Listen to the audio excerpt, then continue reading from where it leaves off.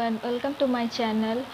Last video में हम लोग ने अकाउंटिंग टर्म के बारे में पढ़ा था। आज उसके आगे हम लोग कंटिन्यू करेंगे। 7 है आपका रेवेन्यू, जिसे आगम कहते हैं, जो कि किसी भी व्यवसाय के आयों से जो प्राप्त होता है वो भी, यानी कि रेगुलर बेसिस पे इनकम जो होता है, जैसे कि आपका होता है receipt interest, receive commission, receive rent. ये आपके रेगुलर बेसिस पे बिजनेस को रेवेन्यू के तौर पर प्राप्त होता है। उसके बाद है आपका 8 डेटर। डेटर किससे कहते हैं? डेटर जो कि आपका कोई भी व्यक्ति, संस्था, फर्म, कंपनी, कोई भी निगम जो कि वह किसी को उधार पे कोई वस्तु अगर दिया है तो उसके बदले में उसे धन की प्राप्ति होती है, यानी कि मनी रिसीव्ड होता है। उसके बाद आता है आपका क्रेडिटर्स। क्रेडिटर्स क्या होता है? जो किसी व्यक्ति, संस्था, फर्म या कंपनी को वो जो उधार क्रय किया गया यानी कि परचेज किया गया हो, उसके लिए वह पैसा देता है।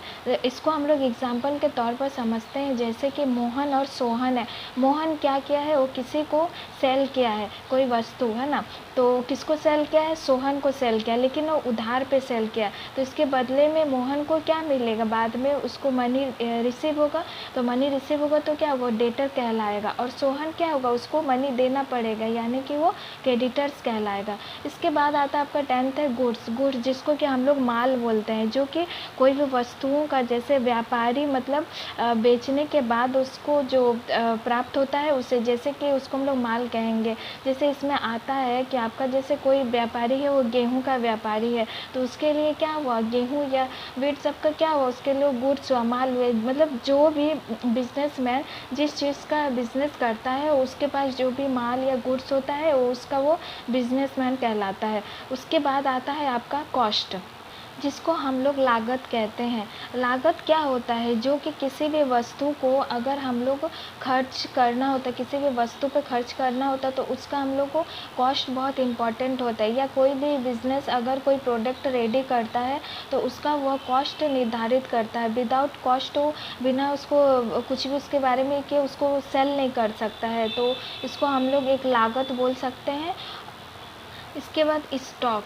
स्टॉक क्या होता है? स्टॉक वो होता है कि जो कोई भी बिजनेसमैन और जिसके लिए वो कि एक मतलब जिसको बिना बेचा हुआ जो सामान उसके पास स्टॉक के तौर पर रहता है, जो कि क्लोजिंग बिजनेस क्लोजिंग के होते ही उसके पास वो रहता है, जिस पे आपका 2 टाइप्स हो जाते हैं, जैसे opening stock, closing stock. Opening stocks क्या होता है? ओपनिंग स्टॉक वो होता है कि जो हम लोग का फाइनेंशियल ईयर होता है और लास्ट ईयर का जो भी हम लोग का क्लोजिंग स्टॉक्स बचा हुआ रहता है, वो हम लोग के इस साल के लिए आपका हम लोग का वो क्या होता है? ओपनिंग स्टॉक होता है।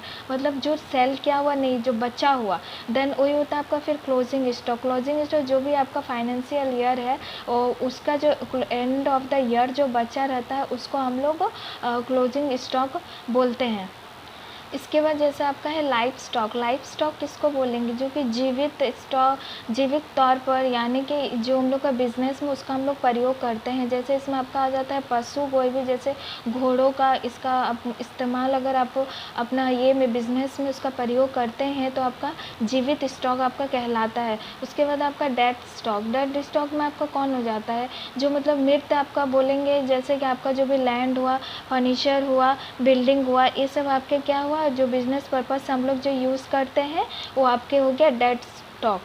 इसके बाद आपका आता है परचेज। परचेज क्या होता है? क्रय होता है, जो कि किसी भी वस्तु को हम लोग कैश के बदले में हम लोग उसको परचेज करते हैं। इसमें आपका 2 और भी होता है, जैसे कि कैश परचेज और क्रेडिट परचेज। कैश परचेज क्या होता है? जो हम लोग कैश देकर हम लोग किसी वस्तु को प्राप्त करते हैं। और क्रेडिट परचेज जो कि हम लोग उधार पे, यानी उसके बदले हम लोग मूल्य बाद में चुकाएंगे, वो प्राप्त करते हैं। और इसका है जैसे परचेज रिटर्न। परचेज रिटर्न हम लोग किसको बोलेंगे?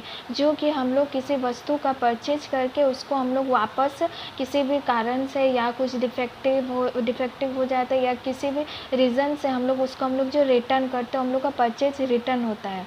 इसके बाद आपका सेल्स होता है। सेल्स जो कि आपका कोई भी बिजनेसमैन जो अपने गुड्स को सेल करता है, जो सेल करने पर इसमें भी आपका कैश सेल्स होता है, क्रेडिट सेल्स होता है, जो कि कैश देकर वो कोई भी उसका जो भी कस्टमर्स होता है उससे परचेज़ करता है गुड्स।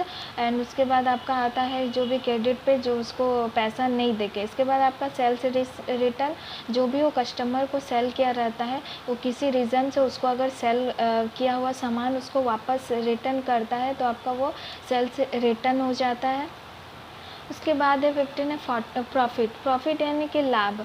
कोई भी बिजनेसमैन बिजनेस स्टार्ट करने का उसका फर्स्ट मोटिव वही होता है कि मेरा प्रॉफिट होना चाहिए।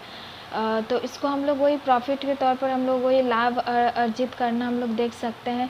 उसके बाद है सिस्टेम। सिस्टेम आपका वही लॉसेस, कुछ कुछ बिजनेस में जैसे कुछ आपका लॉसेस भी हो जाते हैं जो कि आपका उसको मतलब देखना पड़ता है कि मेरा अगर प्रॉफिट हो रहा है तो मेरे लॉसेस भी हो रहे हैं किसी न किसी रीज़न से।